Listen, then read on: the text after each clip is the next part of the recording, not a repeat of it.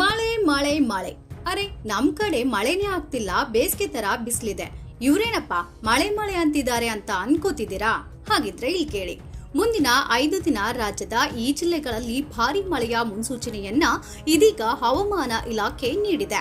ಬನ್ನಿ ಹಾಗಿದ್ರೆ ಯಾವ ಜಿಲ್ಲೆಗಳಲ್ಲಿ ಭಾರಿ ಮಳೆಯಾಗಲಿದೆ, ಯಾವ ಜಿಲ್ಲೆಗಳಲ್ಲಿ ಸಾಧಾರಣ ಮಳೆಯಾಗಲಿದೆ, ಇನ್ನು ಬೆಂಗಳೂರಿನ ವಾತಾವರಣ ಹೇಗಿರಲಿದೆ ಹಾಗೂ ಮಳೆ ಕೊರತೆ ಬಗ್ಗೆ ಎಚ್ಚರಿಕೆಯನ್ನ ನೀಡಲಾಗಿದ್ದು ಎಲ್ಲ ಸಂಪೂರ್ಣ ಮಾಹಿತಿಯನ್ನ ಈ ವಿಡಿಯೋದಲ್ಲಿ ನಿಮಗೆ ತಿಳಿಸ್ಕೊಡ್ತೀವಿ. ಅದಕ್ಕಿಂತ ಮುಂಚೆ ನಿಮ್ಮ ಜಿಲ್ಲೆ ಯಾವುದು ಅಂತ ಮರೆಯದೆ ನಮ್ಮ ಕಮೆಂಟ್ ಬಾಕ್ಸ್ ನಲ್ಲಿ ಕಮೆಂಟ್ ಮಾಡಿ.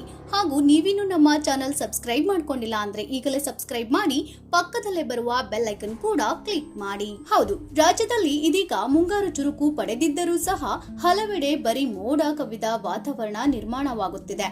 ಬಿಟ್ಟರೆ ಮಳೆಯ ಪ್ರಮಾಣ ಕ್ಷೀಣಿಸುತ್ತಿದೆ. ಇನ್ನು ಕೆಲವೆಡೆ ಮಾತ್ರ ಧಾರಾಕಾರ ಮಳೆ ಮುಂದುವರೆದಿದೆ. ಮುಂದಿನ 5 ದಿನ ಈ ಭಾಗಗಳಲ್ಲಿ ವರುಣ ಆರ್ಭಟ ಹೆಚ್ಚಿರಲಿದೆ ಎಂದು ಹವಾಮಾನ ಇಲಾಖೆ ಎಚ್ಚರಿಕೆ ಸಂದೇಶವನ್ನ ರವಾನೆ ಮಾಡಿದೆ.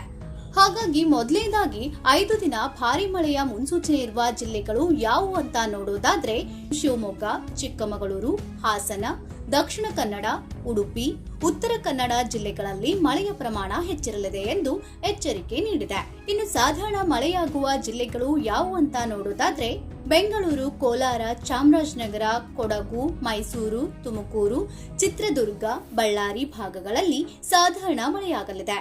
ಉಳಿದೆಡೆ ಮೋಡ ಕವಿದ ವಾತಾವರಣ ಇದ್ದರೂ ಒಣಹವೆ ಮುಂದುವರಿಯಲಿದೆ ಎಂದು ತಿಳಿಸಿದೆ. ಇನ್ನು ಬೆಂಗಳೂರಿನಲ್ಲಿ ತಾಪಮಾನದ ವಿವರವನ್ನ ನೋಡೋದಾದ್ರೆ ತಾಪಮಾನದ ವಿಚಾರಕ್ಕೆ ಬಂದರೆ ಮುಖ್ಯವಾಗಿ ರಾಜ್ಯದ ರಾಜಧಾನಿ ಬೆಂಗಳೂರಿನಲ್ಲಿ ಇಂದು ಗರಿಷ್ಠ ತಾಪಮಾನ ಪ್ರಮಾಣ 31 ಡಿಗ್ರಿ ಸೆಲ್ಸಿಯಸ್ ಇರಲಿದ್ದು ಕನಿಷ್ಠ ತಾಪಮಾನ 26 ಡಿಗ್ರಿ ಸೆಲ್ಸಿಯಸ್ ದಾಖಲಾಗುವ ಸಾಧ್ಯತೆ ಇದೆ ಎಂದು ಹವಾಮಾನ ಇಲಾಖೆ ಮುನ್ಸೂಚನೆ ನೀಡಿದೆ. ಇನ್ನು ಮಲೆನಾಡು, ಕರಾವಳಿ ಜಿಲ್ಲೆಗಳ ಭಾಗಗಳಲ್ಲಿ ಮಾತ್ರ ಭಾರಿ ಮಳೆಯಾಗಲಿದೆ. ಬೆಂಗಳೂರು ಸೇರಿದಂತೆ ಹಲವು ಭಾಗಗಳಲ್ಲಿ ಸಾಧಾರಣ ಮಳೆ ಬೀಳುವ ಸಾಧ್ಯತೆ ಇದ್ದರೆ ಉತ್ತರ ಒಳನಾಡಿನ ಕೆಲವೆಡೆ ಅಲ್ಲಲ್ಲಿ ತುಂತುರು ಮಳೆಯಾಗಲಿದೆ ಎಂದು ಹವಾಮಾನ ಇಲಾಖೆ ಮುನ್ಸೂಚನೆ ನೀಡಿದೆ. ಈಗಾಗಲೇ ವರುಣನ ಆರ್ಭಟದ ಪರಿಣಾಮ ರಾಜ್ಯದ ಹಲವೆಡೆ ಪ್ರಮುಖ ಜಲಾಶಯಗಳ ನೀರಿನ ಮಟ್ಟ ಹೆಚ್ಚಾಗುತ್ತಿದ್ದು ಇದರಿಂದ ಅನ್ನದಾತರ ಮುಖದಲ್ಲಿ ಮಂದಹಾಸ ಮೂಡಿದೆ.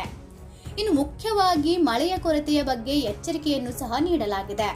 ಅದರ ಬಗ್ಗೆ ನೋಡೋದಾದ್ರೆ ಈ ನಡುವೆಯೇ ಹವಾಮಾನ ಇಲಾಖೆ ಆತಂಕದ ವಿಚಾರ ಹೊರಹಾಕಿದ್ದು ಕಳೆದ ಬಾರಿಗೆ ಹೋಲಿಕೆ ಮಾಡಿದ್ರೆ ರಾಜ್ಯದಲ್ಲಿ ಈ ಬಾರಿ ಮಳೆಯ ಪ್ರಮಾಣ ಕಡಿಮೆ ಇರಲಿದೆ ಎಂದು ಮುನ್ಸೂಚನೆ ನೀಡಿದೆ.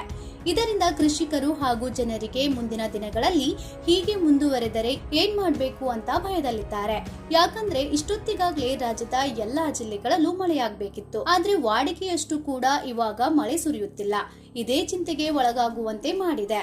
ಇಂತಹ ಸನ್ನಿವೇಶದಲ್ಲೂ ಕೆಲವೆಡೆ ಜಲಾಶಯಗಳ ಒಳಹರಿವಿನ ಪ್ರಮಾಣ ಹೆಚ್ಚಾಗುತ್ತಿರುವುದು ನೆಮ್ಮದಿಯ ವಿಚಾರವಾಗಿದೆ.